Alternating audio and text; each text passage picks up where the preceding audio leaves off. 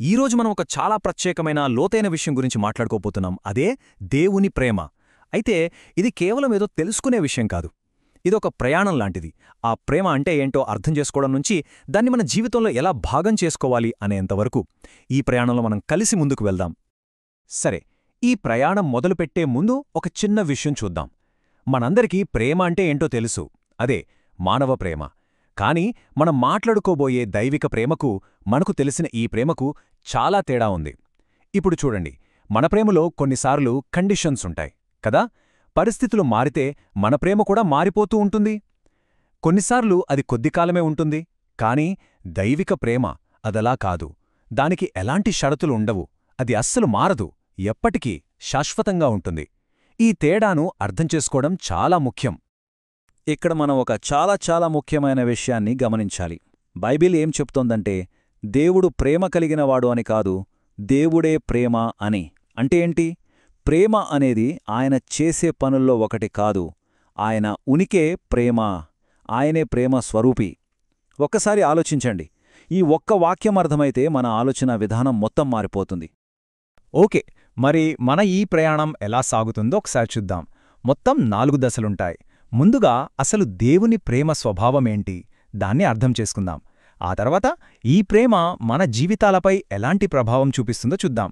3వ దశలో దీన్ని మనం ఎలా అనుభవించాలి అనేది తెలుసుకుంటాం. ఇక చివరగా ఈ ప్రేమను మన జీవితంలో ఎలా ఆచరణలో పెట్టాలి అనే దాని గురించి మాట్లాడుకుందాం. సరే, మరి మన ప్రయాణంలో మొదటి అడుగు వేద్దాం. దేవుని ప్రేమ స్వభావం, దాని గురించి లోతుగా తెలుసుకుందాం. ఈ ప్రేమకు 4 ముఖ్యమైన స్తంభాల్లాంటి లక్షణాలున్నాయి. వాటిని ఇప్పుడు చూద్దాం. ఈ ప్రేమకున్న 4 అద్భుతమైన లక్షణాలను చూద్దాం. మొట్టమొదటిది, ఇది శాశ్వతమైనది. ఇర్మియా గ్రంథంలో ఏముంది?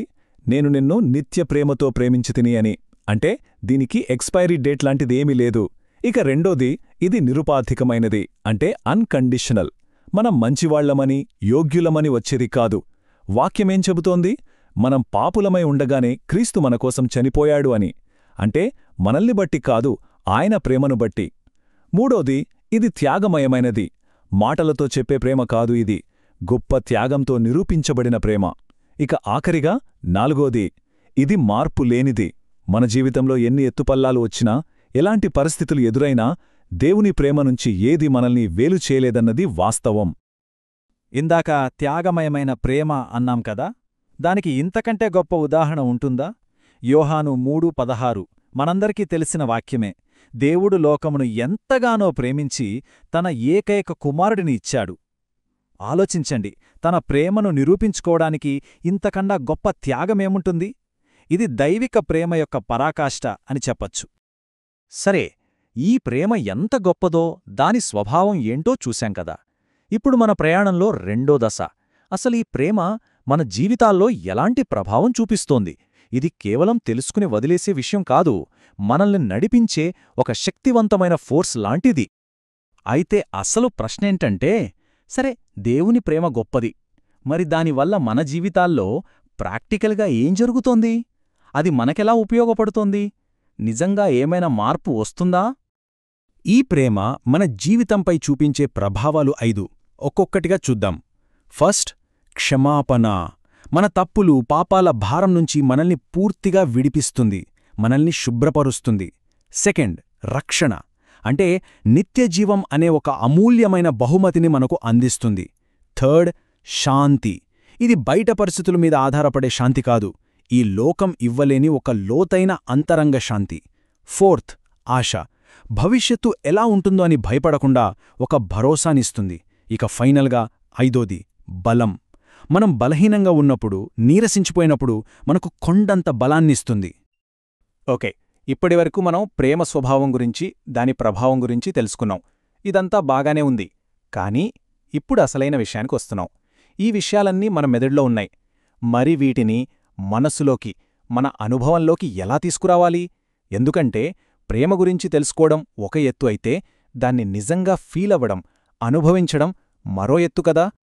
కేవలం ఒక కాన్సెప్ట్గా తెలిసిన ఈ ప్రేమను మనం ప్రతిరోజూ అనుభవించే ఒక రియాలిటీగా ఎలా మార్చుకోవాలి? ఇది చాలా మందిని వేధించే ప్రశ్నే. సరే, దీనికి కొన్ని ప్రాక్టికల్ మార్గాలున్నాయి. మొత్తం 4. ఫస్ట్, వాక్యంలో నిలవడం. అంటే రోజూ దేవుని వాక్యం చదవడం. మనం వాక్యం చదువుతున్న కొద్దీ అదొక అద్దంలా పనిచేసి ఆయన ప్రేమను మనకు ప్రతిబింబిస్తుంది. రెండోది, ప్రార్థనలో సమయం గడపడం. ఇదేదో మొక్కుబడిగా చేసే పనిలా కాకుండా దేవునితో మనస్ఫూర్తిగా మాట్లాడటం, ఒక రిలేషన్షిప్ని బిల్డ్ చేసుకోవడం. మూడోది, ఇది కొంచెం కష్టమే, కాని చాలా ముఖ్యం. కష్ట సమయాల్లో కూడా ఆయన ప్రేమను చూడటం. మన చుట్టూ ఉన్న పరిస్థితులెలా ఉన్నా ఆయన ప్రేమ మాత్రం మారదు అనే నమ్మకంతో ఉండగలగడం. ఇక నాలుగోది, సహవాసంలో ఉండటం. అంటే తోటి విశ్వాసులతో కలిసి ఉండటం. అక్కడ ఒకరి ద్వారా ఒకరికి దేవుని ప్రేమ ప్రవహించడాన్ని మనం కళ్ళార చూడొచ్చు.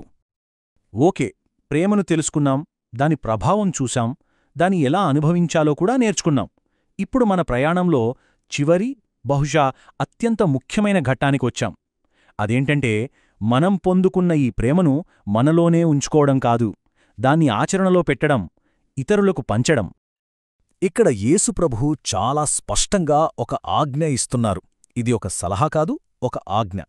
నేను మిమ్మల్ని ఎలా ప్రేమించానో మీరు కూడా ఒకరినొక్కరు అలాగే ప్రేమించుకోండి అని. అంటే మనం పొందుకున్న ప్రేమకు ఒక ఉద్దేశముంది, అది ఇతరులతో పంచుకోవడానికే. అయితే యేసు చెప్పే ప్రేమ, లోకం చెప్పే ప్రేమకు మధ్య ఎంత తేడా ఉందో చూడండి. లోకమేం చెబుతుంది? సింపుల్. నిన్ను ప్రేమించేవాళ్ళని నువ్వు ప్రేమించు, నీకు మంచి చేసేవాళ్లకి నువ్వు మంచి చెయ్యి. చాలా లాజికల్గా ఉంది కదా. కానీ యేసేమంటున్నారు? మీ శత్రువులను ప్రేమించండి, మిమ్మల్ని హింసించేవాళ్ల కోసం ప్రార్థించండి అంటున్నారు. ఇది కంప్లీట్గా డిఫరెంట్. ఇదొక విప్లవాత్మకమైన పిలుపు, నిజంగా చాలా కష్టమైనది కూడా. ఇక్కడ మనం గుర్తుంచుకోవాల్సిన విషయం ఒకటుంది. ప్రేమ అనేది కేవలం మాటల్లో చెప్పేది కాదు. నేను ప్రేమిస్తున్నానని 100 సార్లు చెప్పడం కన్నా ఒక్కసారి చేతల్లో చూపించడం గొప్పది. అంటే అవసరంలో ఉన్నవాళ్లకు సాయం చేయడం, బాధలో ఉన్నవాళ్లను ఓదార్చడం, మనల్ని నొప్పించిన వాళ్లను క్షమించడం. ఇలాంటి పనుల్లోనే నిజమైన ప్రేమ కనిపిస్తుంది. సో ఫైనల్గా మనం అర్థం చేసుకోవాల్సిన పాయింట్ ఏంటంటే, ప్రేమతో మనం జీవించినప్పుడు మన జీవితమే ఒక సజీవమైన సువార్తలా మారిపోతుంది. మనం మాటలతో చెప్పాల్సిన అవసరం కూడా ఉండదు. మనల్ని చూసిన వాళ్లకు, మన పనులను గమనించిన వాళ్లకు దేవుని ప్రేమ అంటే ఏంటో అర్థమవుతుంది. మన జీవితమే ఒక కథ చెబుతుందన్నమాట. మరి ఈ చర్చను ముగించే ముందు ఒక ప్రశ్నతో వదిలివెళ్తున్నాను. ఒక్కసారి ఆలోచించండి. మన జీవితంలో మనం చూపించే ప్రేమ ఇతరుల జీవితంలో దేవుని కథను ఎలా చెప్పగలదు? మన చర్యల ద్వారా, మన క్షమాపణ ద్వారా, మన సేవ ద్వారా ఇతరులు దేవుని ప్రేమను ఎలా చూడగలరు?